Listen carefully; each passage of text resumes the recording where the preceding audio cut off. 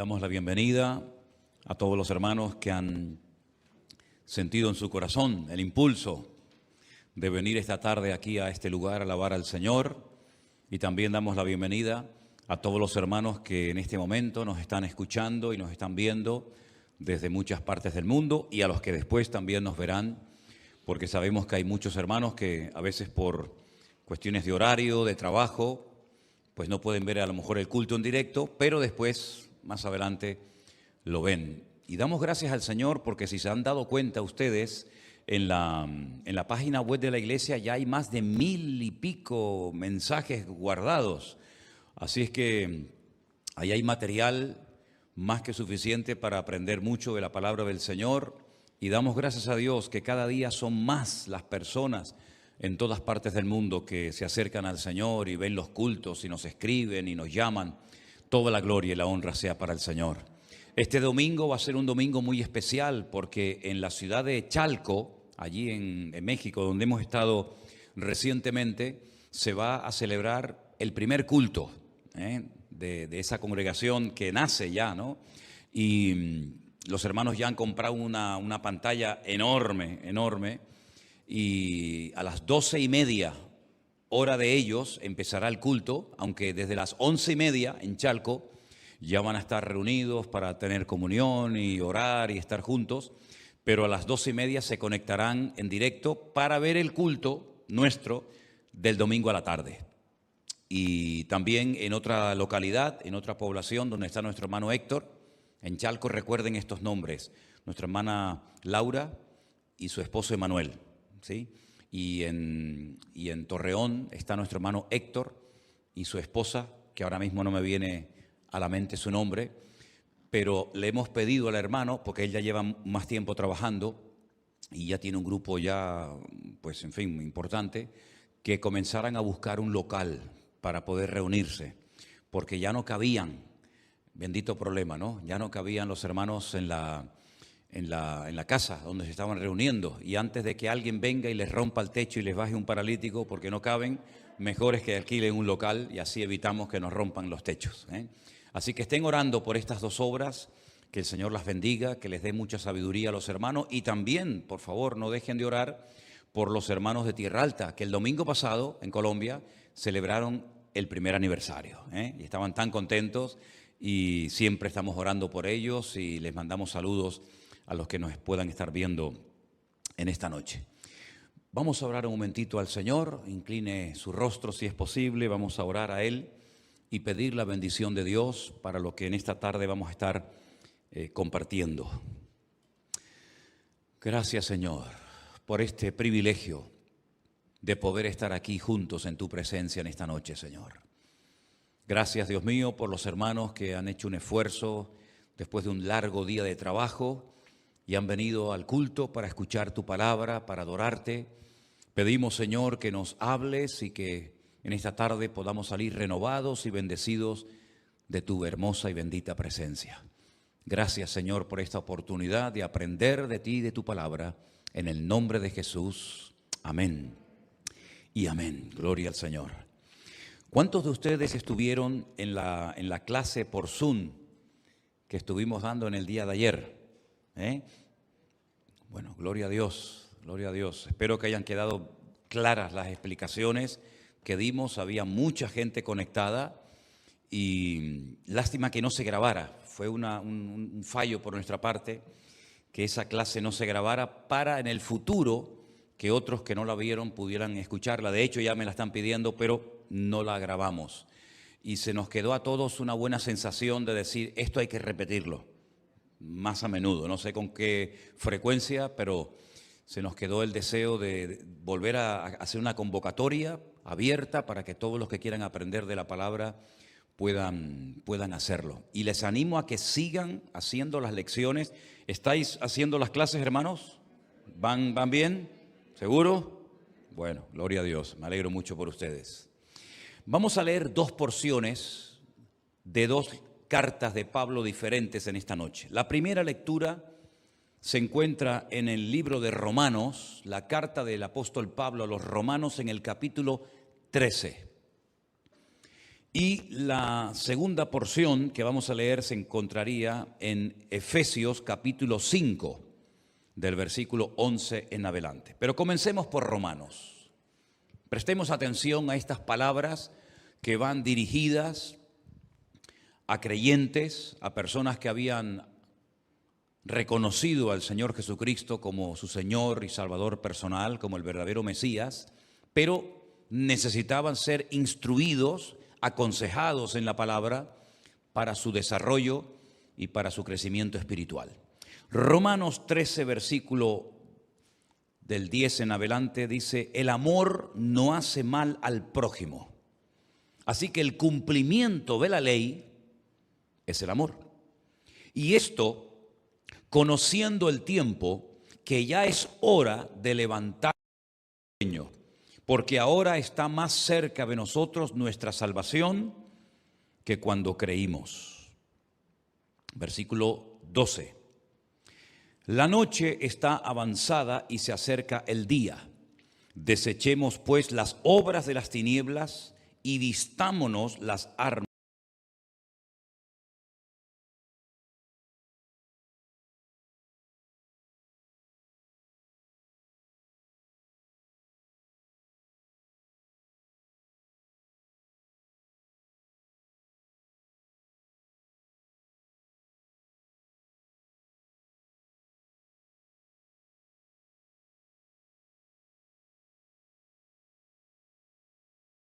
Roma. Damos un salto y nos vamos a la carta de Pablo a los Efesios, capítulo 5, a partir del versículo, vamos a leer a partir del versículo 15. Efesios, capítulo 5, versículo 15. Mirad pues con diligencia cómo andéis, no como necios, sino como sabios, aprovechando bien el tiempo, porque los días son malos. Por tanto, no seáis insensatos, sino entendidos de cuál sea la voluntad del Señor.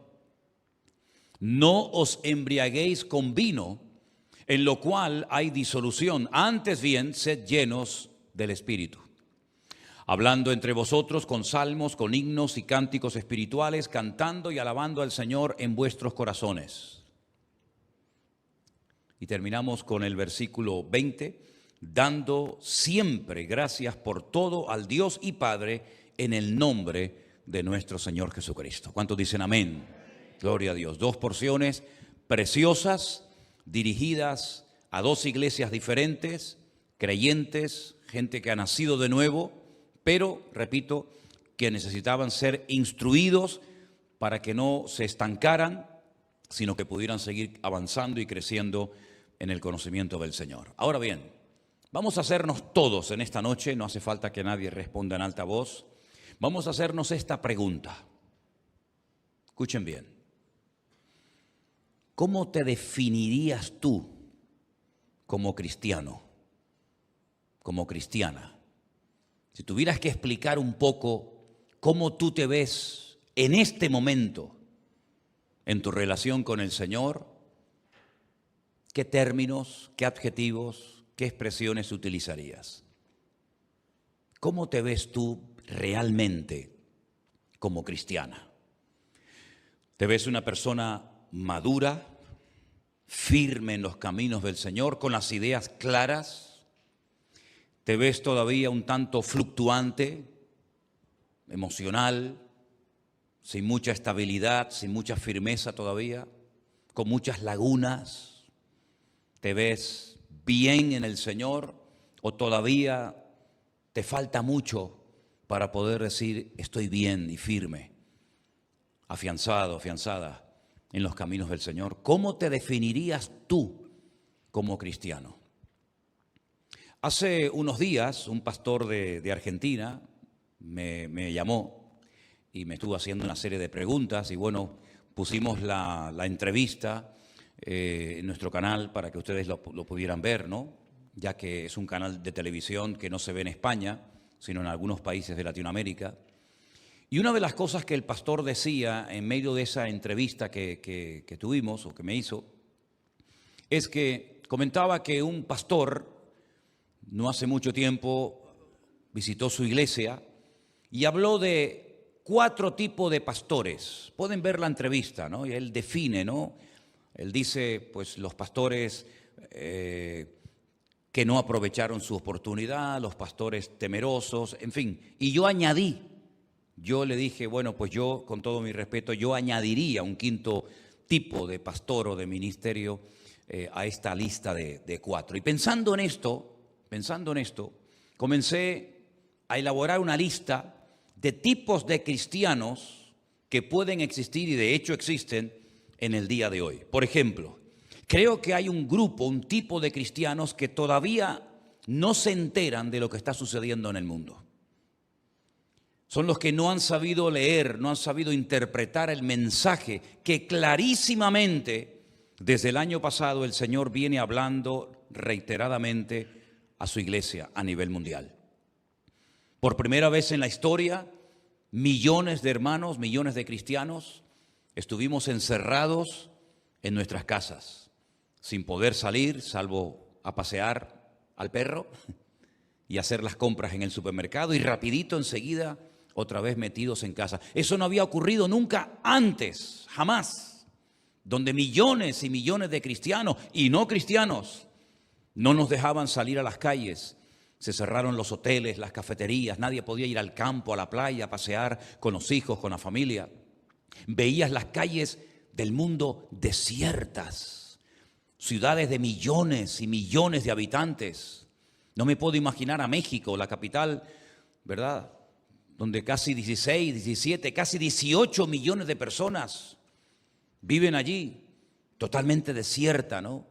Y era muy impactante ver en televisión las imágenes de los hospitales, de las ambulancias llevando centenares, miles de personas por todo el mundo, la gente asustada, muchos cristianos también asustados, y nos quedábamos realmente sorprendidos y decíamos, Dios mío, pero ¿qué está pasando en el mundo, no?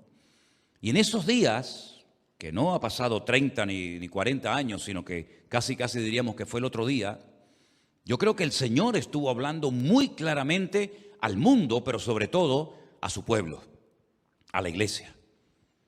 Aquellos que decían que no tenían tiempo para orar, aquellos que decían que debido al trabajo que tenían no podían tener tiempo para leer y estudiar la palabra. Yo creo, y lo he dicho en varios mensajes, cuando estuve en Italia lo comenté, creo que también lo dije aquí, que hacía siglos que Dios no hablaba tan claro a la iglesia como en aquellos días y en este último año, en este último tiempo.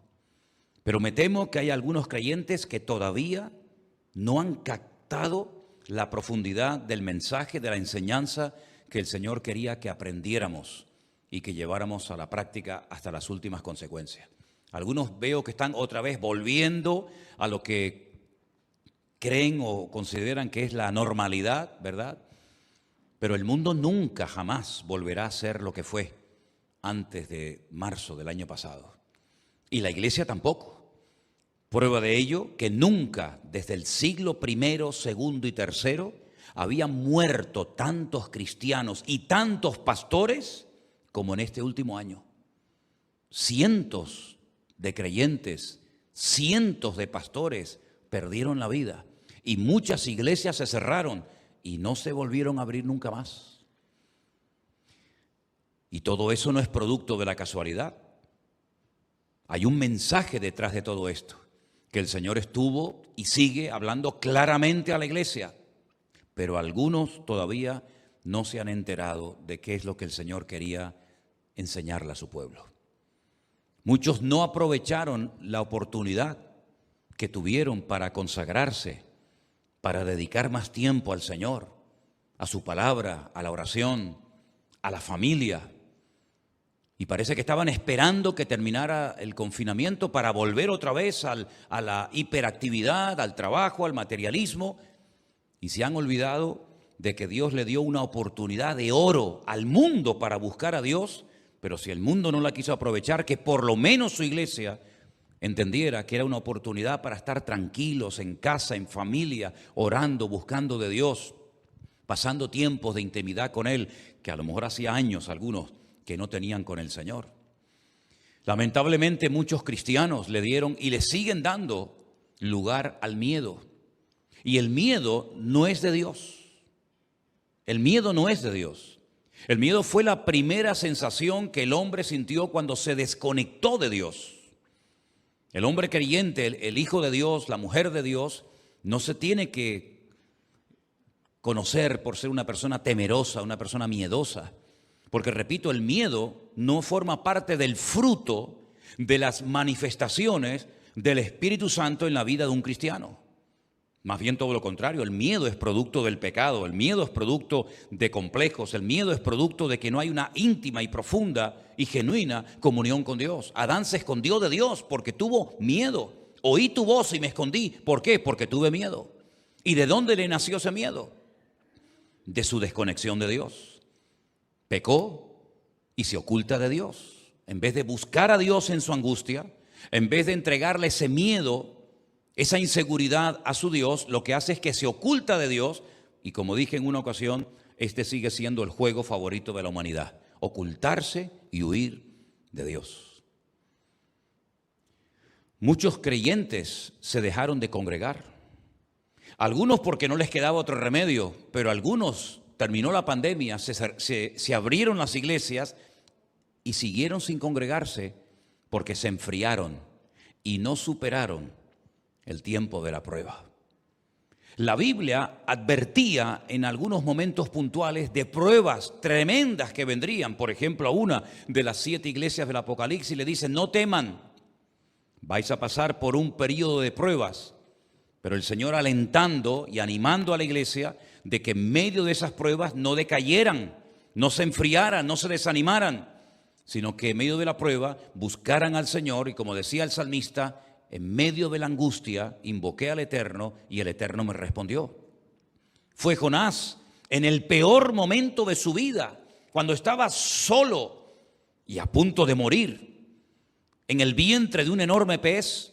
Dice que desde esa angustia, desde esa desesperación de no saber lo que me va a suceder, él invocó al Señor y citó parte del Salmo 118. Y dice que el Señor le oyó desde su santo templo y le volvió a dar otra oportunidad, no solamente para vivir, sino para honrar y servir al Señor con su ministerio, como saben ustedes, en la ciudad de Nínive.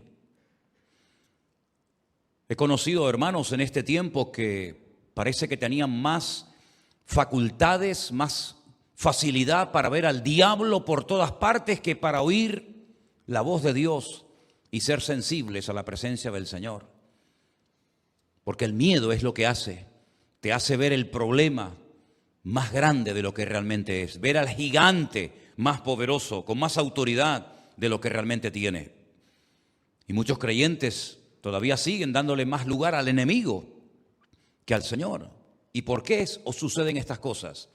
Porque cuando no te alimentas de Dios, cuando no te alimentas de su palabra, de tener comunión y relación con Él, sino que te alimentas de internet y te alimentas de lo que dicen la gente del mundo, lo que estás haciendo es estás envenenando tu fe. Y hay creyentes que no se dan cuenta que no todo lo que se cuenta es verdad y no todo lo que se dice hay que aceptarlo, sino que todo tiene que ser comprobado a la luz de la palabra de Dios. Y entonces le dan lugar al diablo. Y la Biblia dice: no deis lugar al diablo.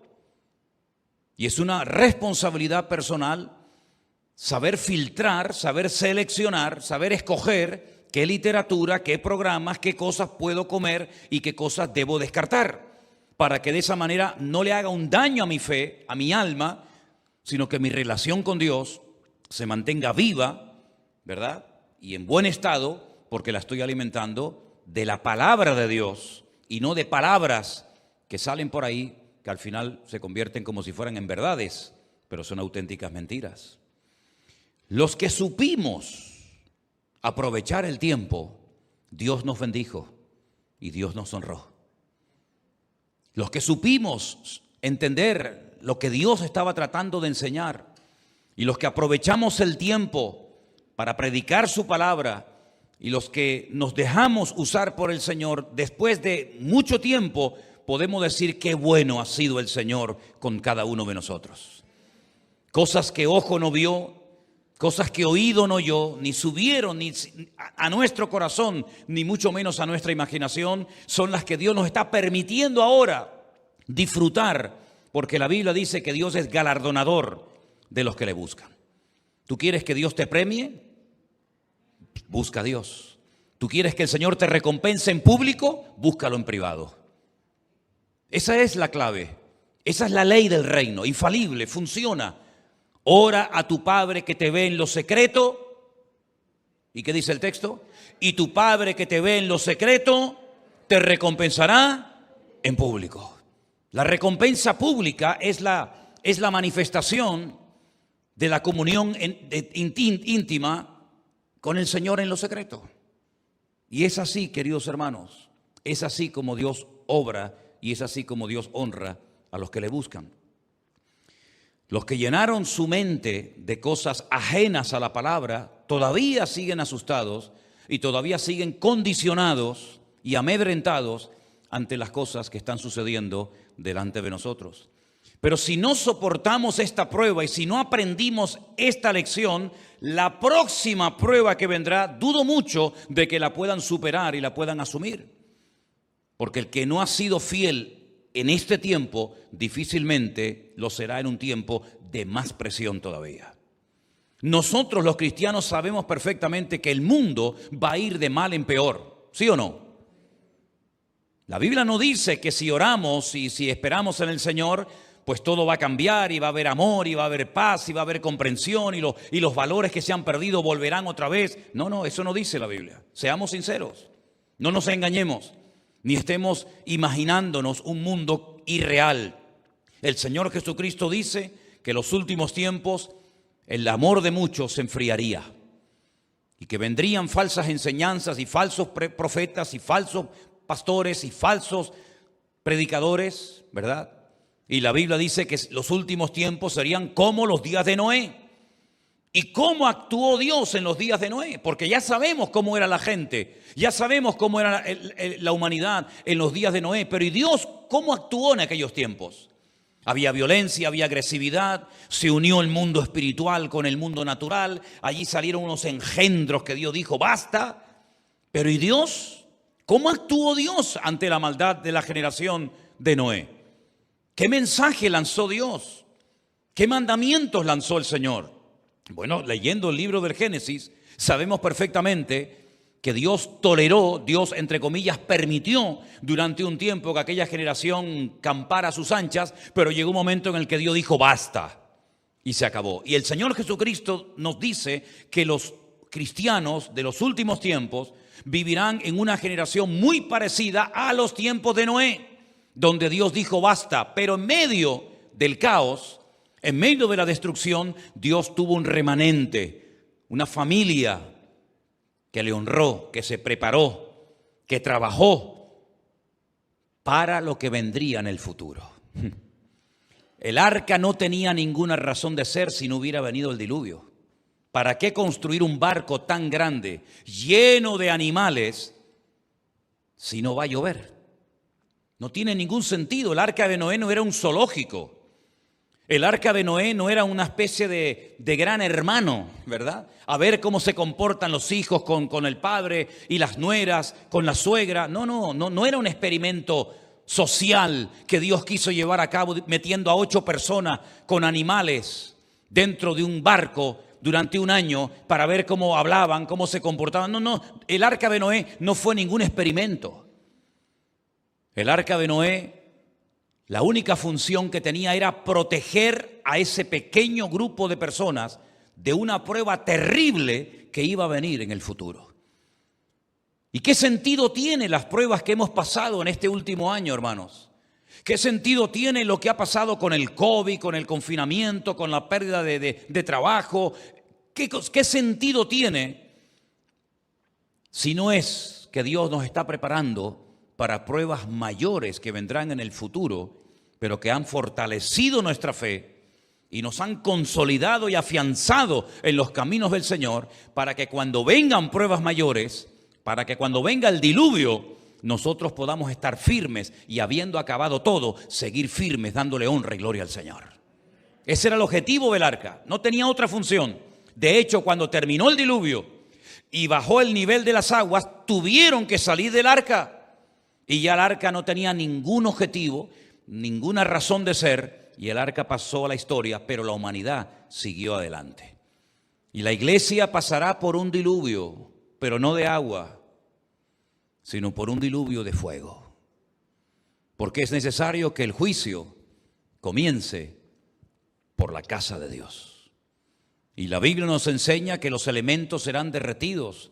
Y dice el apóstol Pedro en una de sus hermosas epístolas, sabiendo lo que viene en el futuro, parafraseando el texto, sabiendo lo que se avecina de cara al futuro, ¿no será mejor que preparemos nuestras almas y que deseemos como niños la leche espiritual no adulterada?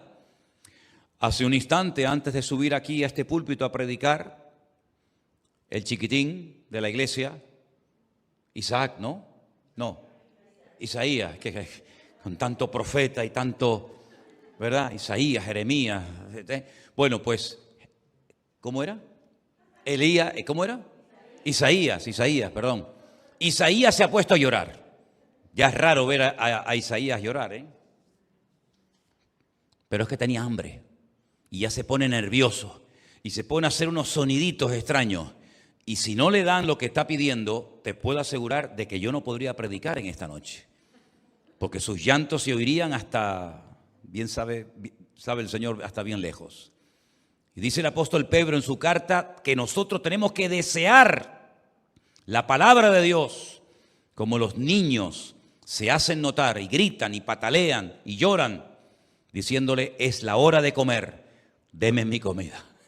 Es su lenguaje. Es su forma de hablar, ¿verdad? No piden por favor, no dice mamá, date prisa que tengo hambre, sino ellos gritan, patalean, lloran y no paran hasta que le dan la comida. Así deberíamos de ser nosotros los cristianos. Señor, dame tu palabra, Señor, dame tu alimento. De aquí no me voy hasta que tú me bendigas. Como Jacob, ¿se acuerdan? Que tuvo una lucha con un ángel, pero él realmente lo que quería era la bendición de Dios. Él ya había visto ángeles en otro momento de su vida. Él ya sabía lo que era moverse en el terreno natural y espiritual, pero él lo que quería siempre era la bendición a toda costa. Y dice la Biblia, no te voy a soltar hasta que no me bendigas. Y obtuvo la bendición y su vida cambió para siempre. Y Dios tiene bendiciones preparadas para nosotros, pero hay que buscarlas, hay que pelearlas, hay que buscarlas con todo el corazón. Y tenemos unas promesas preciosas dadas por nuestro Señor Jesucristo que dice, pedid y recibiréis, llamad y se os abrirá. Porque todo el que pide recibe, el que busca halla y el que llama se le abrirá. Si hay promesas que están ahí esperándonos a nosotros, como diciendo el Señor, vengan a buscarlas, venid los trabajados y cargados, que yo os haré descansar, pero vengan ustedes. Como tenían que ir los enfermos y los desesperados a donde estaba el Señor. Y el Señor los sanaba y los consolaba y les cambiaba la vida, pero tenían que hacer un mínimo de esfuerzo, un pequeño recorrido, un pequeño sacrificio. Y ahí Dios los honraba y ahí el Señor los bendecía. ¿Qué tipo de cristiano eres tú? ¿Qué has aprendido en este tiempo? No olvides lo que has aprendido. Si has aprendido algo en este tiempo, si el Señor te ha ministrado y te ha hablado en este último año, y yo creo que sí, no olvides lo que has aprendido. Porque también decía el apóstol Pedro, yo procuraré después de mi partida dejar esto por escrito para que ustedes puedan recordar en todo momento las palabras que pronunció nuestro Señor Jesucristo. Y hoy en día más que nunca tenemos que vivir lo más cerca del corazón de Dios que podamos. Vivimos en un tiempo de comunicación, pero a veces hay un tiempo de muy poca comunicación con nuestro Dios. Y Dios sigue hablando. ¿Cuántos dicen amén? Esa porción tan hermosa de Hebreos capítulo 1, donde dice, Dios habiendo hablado en otro tiempo a nuestros padres por los profetas, en estos postreros días nos ha hablado por medio del Hijo. Es decir que las generaciones que precedieron a la venida del Señor tuvieron su oportunidad, tuvieron sus mensajes. Y algunos pueden decir, sí, pero es que yo no conocía al profeta Elías. No pasa nada, te mandamos a Isaías.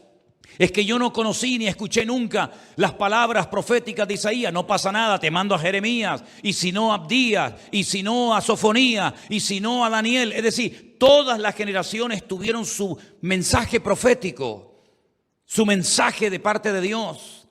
Ninguna generación puede decir es que Dios no nos habló, es que no sabíamos. Todas tuvieron su oportunidad.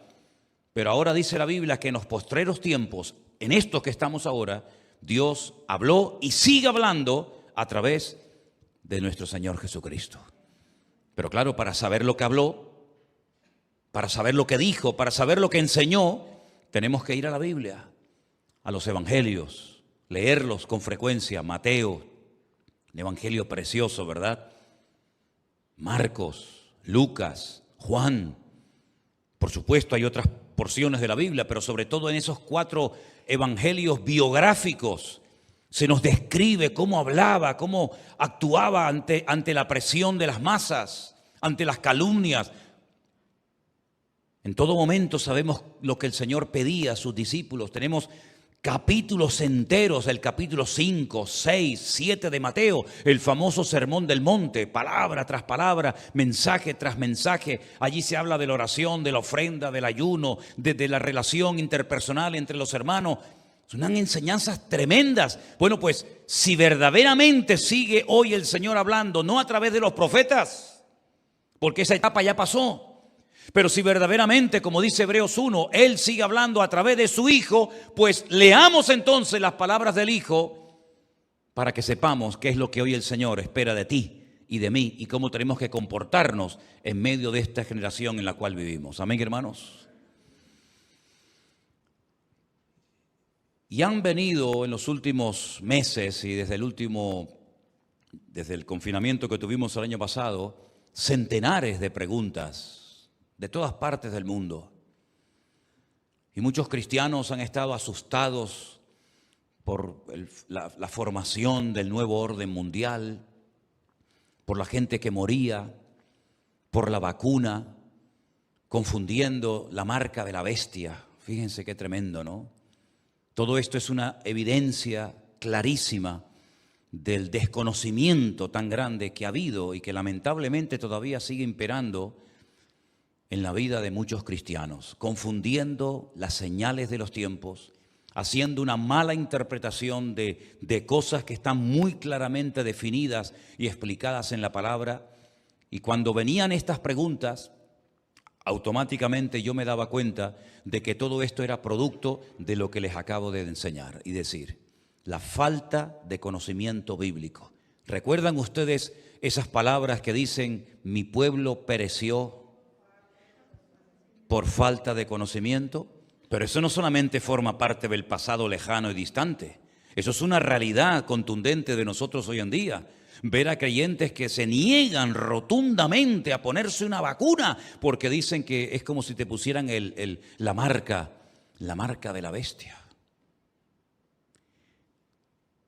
Y claro, nosotros no estamos aquí para convencer a nadie de que si se vacune o no se vacune. Pero te voy a dar unos datos un tanto curiosos que no sé si lo habéis oído. Si lo habéis oído, bueno, perdonadme que os repita algo que ya habéis oído. Pero a mí me ha llamado la atención el temor de muchos cristianos, por ejemplo, a esta vacuna en particular. Y entonces comencé a buscar en la Biblia alguna respuesta y encontré algo muy interesante. Yo quiero que pongamos ahí en la pantalla, por favor, el Salmo 89, versículo 8. Salmo 89, versículo 8. Y es un versículo muy bonito, muy fácil de aprender, y dice así. Salmo 89, versículo 8. Oh Jehová, oh eterno, Dios de los ejércitos. Y lanza una pregunta aquí el salmista. ¿Quién como tú? ¿Quién como tú? Y él mismo responde, poderoso eres, Jehová eterno, y tu fidelidad te rodea. Nosotros sabemos que no hay nadie como nuestro Dios. Amén, hermanos. Desde el año pasado, desde los días del confinamiento hasta el día de hoy, hasta este momento, Ya sabíamos que nuestro Dios era poderoso. Amén, hermanos. Lo sabíamos. Pero ahora lo sabemos con mucho más claridad que antes. Porque hemos visto su fidelidad. Hemos visto cómo Él ha bendecido y prosperado su obra. Cómo Él ha cuidado de su rebaño, de su grey, de su remanente. Y cómo la fidelidad del Señor ha sido constante y permanente cada día en nuestra vida. Y hoy podríamos decir todos un fuerte gloria a Dios, porque hasta aquí nos ha ayudado y guardado el Señor. Con nuestros defectos, con nuestras debilidades, con nuestras torpezas, podemos decir, Señor, gracias porque he podido llegar hasta este momento. Y si Dios nos da vida y nos permite llegar hasta fin de año, que yo creo que sí, pues podremos terminar el año diciendo, Señor, gracias porque durante los 365 días de este año, tú no me has abandonado ni me has fallado nunca. Amén, hermanos. ¿Por qué? Porque nos unimos a la verdad proclamada por el salmista. Poderoso eres y tu fidelidad te rodea. ¿Cuántos dicen amén? Si ustedes se dan cuenta, encima del capítulo 89 aparecen las palabras masquil de Etam Esraíta. Etam Esraíta es el autor, el que escribió el salmo. Pero la palabra masquil es una revelación de sabiduría. Es una revelación de conocimiento profundo de Dios. Es una enseñanza que el que la va a leer tiene que interiorizarla y darse cuenta de cosas tremendas que se van a proclamar, como por ejemplo que tenemos que cantar y hacer referencia a las misericordias eternas del Señor. Y que ese conocimiento de la misericordia de Dios tiene que pasar de generación en generación. Enseñarle a nuestros niños, enseñarle a los nietos, enseñarle a las futuras generaciones que Dios es misericordioso, que Dios es fiel y que Él es nuestra roca. Todo lo que ustedes van a leer esta noche antes de irse a la cama del Salmo 89 es un masquil, repito, una revelación de conocimiento de Dios. Eso es lo que significa la palabra masquil. No es una palabra ahí puesta al azar, sino que, ojo, lo que les voy a contar, lo que voy a escribir a continuación, no lo olviden nunca. Y por eso dice que los cielos tienen que celebrar las maravillas de Dios. Y en la congregación de los santos tenemos que adorar al Señor, porque Dios es temible, Dios es formidable. Y ahora dice en el verso 8, Dios es poderoso y su fidelidad le rodea. Es un salmo realmente extraordinario, un conocimiento tremendo. Si quieres conocer profundamente a Dios, léelo con frecuencia el Salmo 89 y vas a descubrir y a disfrutar mucho de lo que este hombre está contando aquí. Pero ¿por qué cito el versículo 8? Porque la palabra poderoso, y la vamos a poner en la pantalla ahora, la palabra poderoso en hebreo se pronuncia, díganlo conmigo, Hasim. Más fuerte, Hasim. Esa palabra aparece en el verso 8 cuando dice, poderoso eres, oh Señor. Hasim, poderoso. Y mira tú por dónde la palabra vacuna, en hebreo se pronuncia Jisum. Tiene la misma raíz de la palabra Hasim, poderoso, del Salmo 89, versículo 8. ¿Por qué tiene la misma raíz la palabra poderoso y la palabra vacuna en hebreo? Por una sencilla razón. Porque Dios, a través de su palabra, nos dice que para el fortalecimiento de nuestra fe, para el fortalecimiento de nuestra vida interior, de nuestro espíritu, tenemos que conocer al poderoso, al que fortalece nuestras debilidades, al que nos ayuda a superar los pecados, al que nos da estabilidad y su poder en nosotros para poder mantenernos firmes contra las acechanzas del diablo y vivir de victoria en victoria, de gloria en gloria y de bendición en bendición. Es la única manera, teniéndolo a Él, el poderoso, el Jacín en nosotros, vamos a poder vivir vidas poderosas en Dios. De ahí que dice la Biblia, diga al débil, fuerte soy, pero no por mí mismo, sino por Jacín, porque mi Dios es poderoso y su poder que mora en mí me permite vivir una vida poderosa y victoriosa en el Señor. Amén. Recibiréis poder. ¿Y de dónde viene ese poder? Del poderoso. El poderoso produce poder y ese poder estará con vosotros y os impulsará por todas las naciones de la tierra para que podáis predicar el evangelio y señales seguirán a la predicación del evangelio. Todo viene de Él. Él es la fuente de poder porque Él es el Jacín, Él es el poderoso. Pero mira tú por dónde la palabra Jisún en hebreo, vacuna, hace referencia al fortalecimiento del sistema inmunológico del ser humano. Es algo que te fortalece en lo físico y el Señor te fortalece en lo espiritual. No estoy tratando de convencer a nadie de nada, ni muchísimo menos, pero simplemente estoy diciendo que el Señor en su palabra nos promete enviarnos en momentos puntuales de nuestra vida tanto sanidad como medicina. Ambas cosas proceden de Dios.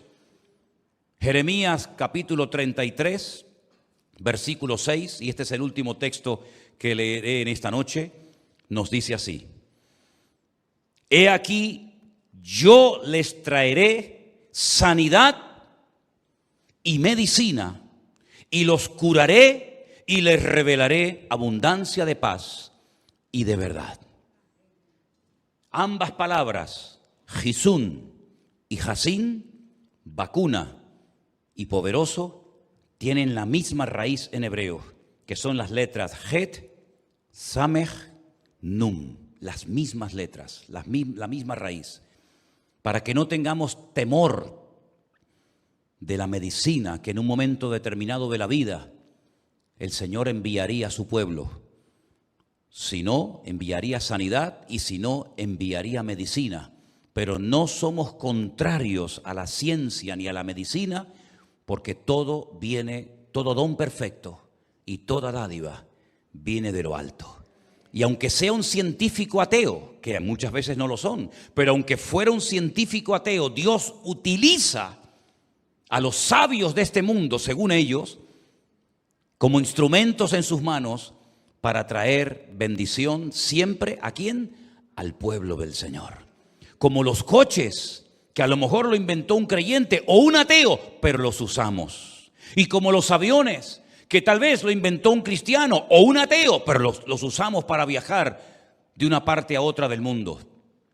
Y como tantas y tantas cosas que nos han hecho más cómodas y más fáciles la vida, como por ejemplo poder predicar en tiempo real a millones de personas a través de las redes sociales. Y me da exactamente igual si las inventó un ateo o un creyente. Lo que está bien claro.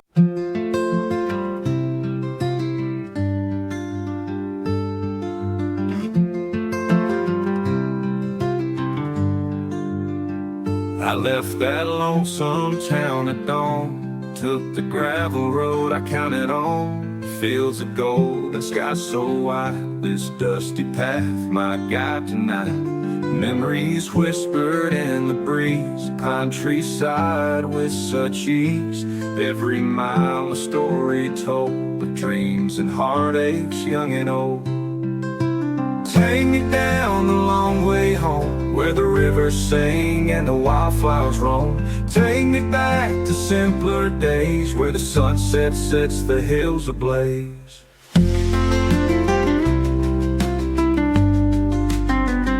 Take me down the long way home, where the rivers sing and the wildflowers roam. Take me back to simpler days, where the sunset sets the hills ablaze.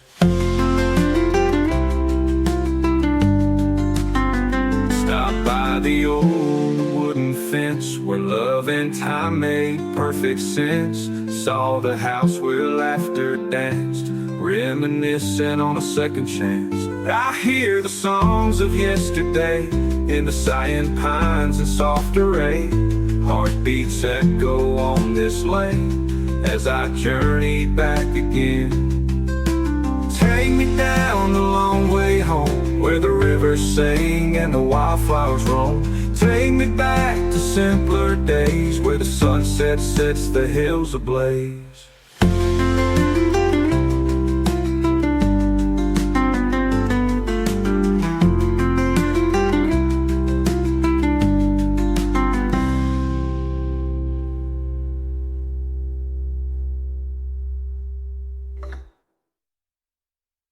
Es que todo el Señor lo pone en nuestras manos para darle un uso sagrado y santo, y no tenemos que tenerle miedo a nada ni a nadie, porque el Señor nos protegerá de todo peligro y de todo mal. Y es una pena ver a creyentes cómo pierden el tiempo tratando de asustar a otros creyentes con teorías y con cosas que han oído que no tienen ningún fundamento bíblico. Y quiero solamente terminar haciendo esta pequeña reflexión que creo que en más de una ocasión yo la he hecho.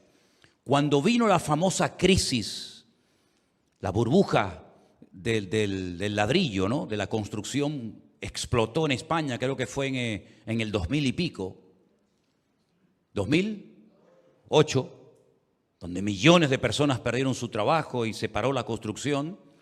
¿Se dieron ustedes cuenta cómo a los pocos días o meses comenzaron a aparecer en los semáforos malabaristas, payasos?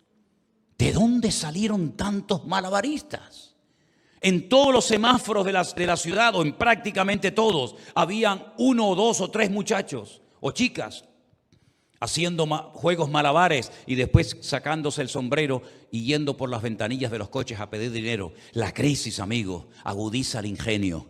La crisis hizo que muchos se convirtieran en payasos, en malabaristas, en limpiadores de cristales, en vendedores ambulantes. ¿Por qué? Porque la crisis los impulsó. Y a algunos en esta etapa en la que estamos viviendo les ha salido el espíritu científico. Y entienden de todo, entienden de vacuna, de virus, entienden de todo y utilizan las redes sociales. La Biblia no la cogen ni de cerca, ¿no? La Biblia no tienen ni papa. Les menciono 4 o 5 cosas de la Biblia y se quedan patinando, pero son científicos que intentan convencernos a nosotros, los pobres ignorantes, de una información que ellos han recibido y que nosotros en nuestra ignorancia no hemos recibido, y entonces nos hacen un favor. Hermano, cuidado, la marca de la bestia. Van a experimentar con ustedes. Los hombres se comportarán como mujeres y las mujeres como hombres, que para eso no hace falta ni vacunarse. Para eso no hace falta ya ni vacunarse. Llegas tarde y mal, ¿no? Por lo tanto, mis queridos hermanos, nosotros, yo personalmente, y ustedes lo saben, jamás utilizaré las redes sociales para tonterías. Pero hasta el último minuto de mi vida las utilizaré para predicar el Evangelio y para poder llevar con la ayuda de mi Señor, si Él me lo permite, a millones de almas a los pies de Cristo antes de que Él me llame a su presencia. Cierra tus ojos ahí donde estás y pregúntate, ¿qué tipo de cristiano yo soy? ¿Maduro, responsable, atolondrado, firme, fiel, constante, fluctuante? ¿Qué tipo de cristiano eres? ¿Cómo te definirías en esta noche a la luz de las Sagradas Escrituras? Y que Dios nos ayude a serle fieles y a dar un buen ejemplo hasta el último momento de nuestra vida. Gracias por tu fidelidad que rodea tu trono, Señor. Gracias porque tú eres nuestro poderoso, el poderoso de Israel es nuestro Dios, el que abre los mares, el que hace milagros, señales y prodigios es nuestro Dios. Y yo te ruego, Señor, en esta noche que tú bendigas a todo hijo, hija de Dios que te ama y que quiere agradarte y servirte con su vida.